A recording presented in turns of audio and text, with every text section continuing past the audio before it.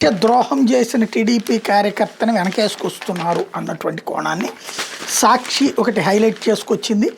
నక్సలైట్లకి ఒక కాంట్రాక్టర్ సహకరిస్తే అతన్ని కాపాడుకొస్తుంది ప్రభుత్వం అన్నటువంటిది. మనోళ్ళు అయితే దేశద్రోహానికి పాల్పడే సరే సమ్మతిస్తాం, సమగ్ర విచారణలు కూడా కనికట్టు చేస్తామని చంద్రబాబు ప్రభుత్వం చెబుతుంది. ఎంతకంటే మావోయిస్టులకు టెలికమ్యూనికేషన్ పరికరాలు, బంగారు నగదు సరఫరా చేసిన అస్మదీయ కాంట్రాక్టర్కి వత్తాసు పలుకుతోంది. ఆ కేసు నీరుగార్చిన ఐపీఎస్ అధికారికి అండగా నిలుస్తోంది. ఆ మావోయిస్టుల గిరిజన ఎమ్మెల్యే, మాజీ ఎమ్మెల్యేలతో పాటు కొందరు పోలీసులు హతమార్చారని తెలిసినా సరే ఉద్దేశపూర్వకంగా ఉదాసీన వైఖరి అవలంబిస్తోంది. ఎందుకంటే ఆయన అధికార టీడీపీకి ఎన్నికల నిధులు సమకూర్చే బడాబాబు, టీడీపీకి వీరవిధేయుడైన ఆ ఐపీఎస్ అధికారి ప్రస్తుతం రాయలసీమలో రెడ్ బుక్ అరాచకాలకు అండగా నిలుస్తున్నారు. ఆ వ్యవహారం మీద సమగ్ర విచారణ కూడా విషయాన్ని కప్పిచ్చేందుకే ప్రాధాన్యం ఇస్తోంది. ఈ క్రమంలో సుప్రీంకోర్టులో స్పెషల్ పిటిషన్ దాఖలు చేయకుండా అల్లూరు సీతారామరాజు జిల్లా ఎస్పీని ప్రభుత్వ పెద్దలు, పోలీసు పెద్దలు కట్టడి చేస్తున్నారు. పోలీస్ శాఖలో తీవ్ర చర్చనీయాంశంగా మారిన వ్యవహారం కథాకమామేష్ ఇలా ఉంది. 2014-19 మధ్య చంద్రబాబు ప్రభుత్వ హయాంలో టీడీపీకి అనుకూల బడా కాంట్రాక్ట్ సంస్థకి ఉమ్మడి విశాఖపట్నం జిల్లాలో కాంట్రాక్ట్ పనులు కట్టబెట్టారు. ఆ సంస్థ ప్రధానంగా అరకు, పాడేరు నియోజకవర్గాల పరిధిలో కాంట్రాక్ట్ పనులు నిర్వహించింది. ఈ నేపథ్యంలో ఆ సంస్థ యజమానికి మావోయిస్టులతో సన్నిహిత సంబంధాలు ఏర్పడ్డాయి. భయంతోనే ఇతరత్ర కారణాలతో ఆయన మావోయిస్టులకు భారీ నిధులు సమకూర్చడం మొదలుపెట్టారు.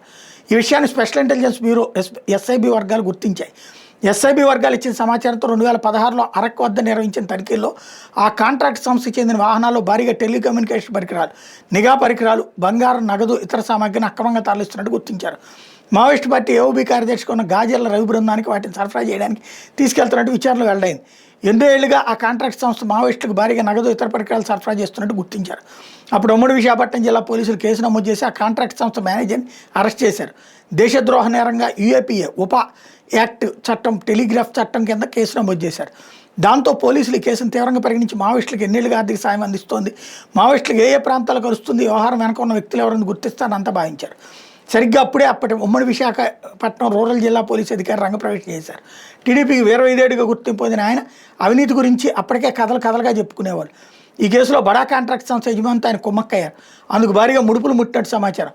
అందుకే దేశద్రోహం వంటి తీవ్రమైన నేరానికి పాల్పడినా సరే బరితెగించి పక్కాగా కేసు నీరుగార్చేందుకు కథ నడిపారు అన్నటువంటిది హైలైట్ చేశారు.